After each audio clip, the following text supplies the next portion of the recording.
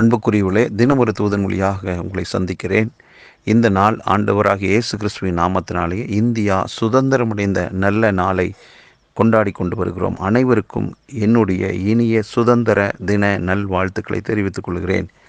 இந்த நாளிலே கொலோசியர் 1:13 இருளின் அதிகாரத்தினின்று நம்மை விடுதலையாக்கி தமது அன்பின் குமாரனுடைய ராஜ்யத்துக்கு உட்படுத்தினவருமாயிருக்கிற பிதாவை ஸ்தோத்தரிக்கிறோம் என்று.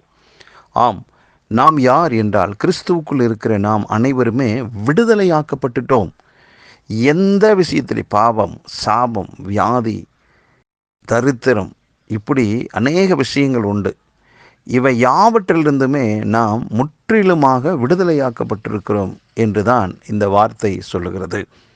ஆகவே இந்த விடுதலைக்காக கிரயத்தை செலுத்தியாக வேண்டும். இந்திய தேசம் விடுதலை அடைவதற்கு எத்தனையோ தேச தலைவர்கள் இன்னுயிரை கொடுத்திருக்கிறார்கள், கிரயம் செலுத்தியிருக்கிறார்கள். நாம் இன்றைக்கு சுதந்திரமாக இருக்கிறோம். அதே போல ஆண்டவராகிய இயேசு கிறிஸ்து சிலுவைக்கு அனுப்பப்பட்டார்.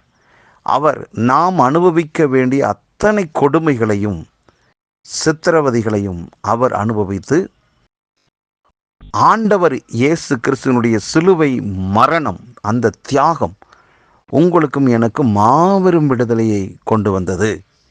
ஆகவே இந்த வார்த்தை கேட்டுக்கொண்டிருக்கிற யார் என்ன நிலைமையில் இருந்தாலும் நீங்கள் விசுவாசிக்க வேண்டிய ஒன்று என்னன்னா, நான் முற்றிலுமாக விடுதலையாக்கப்பட்டிருக்கிறேன் என்று.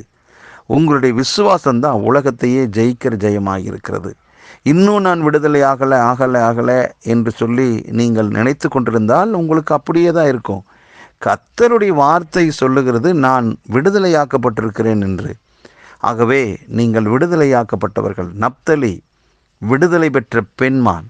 ஆம், நீங்களும் அப்படித்தான், நானும் அப்படித்தான் விடுதலையாக்கப்பட்டிருக்கிறோம் இயேசு கிறிஸ்துவனுடைய சிலுவை மரணத்தினாலே. ஆகவே இந்த உலகமெங்கும் இருக்கிற அனைத்து தேவ பிள்ளைகளுக்கும் ஒரு நல்ல செய்தி என்னென்னா, நாம் முற்றிலும் விடுதலையாக்கப்பட்டிருக்கிறோம் என்று. ஆகவே இதை நாம் விசுவாசிப்போம். விசுவாசித்து ஒவ்வொரு நாளுமே எல்லாவற்றிலுமே வெற்றி மேல் வெற்றியடைந்து முற்றிலும் ஜெயங்கொண்டவர்களாய் இந்த பூமியிலே நாம் வாழலாம். இதன் மூலமாக கிறிஸ்துவனுடைய நாமம் மகிமைப்படும்.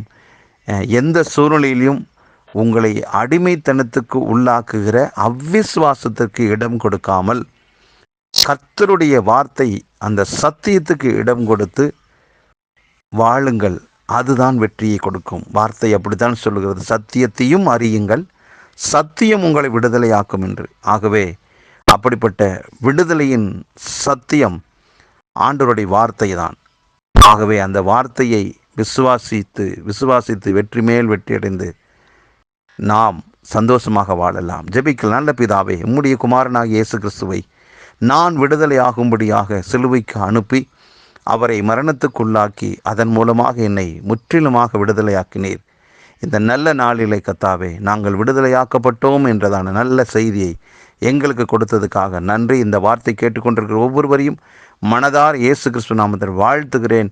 விடுதலையின் வாழ்வு வாழ்வார்களாக, வெற்றியின் வாழ்வு வாழ்வார்களாக என்று சொல்லி இயேசு கிறிஸ்து நாமத்தை ஜெபிக்கிறேன் நல்ல பிதாவே, ஆமென்.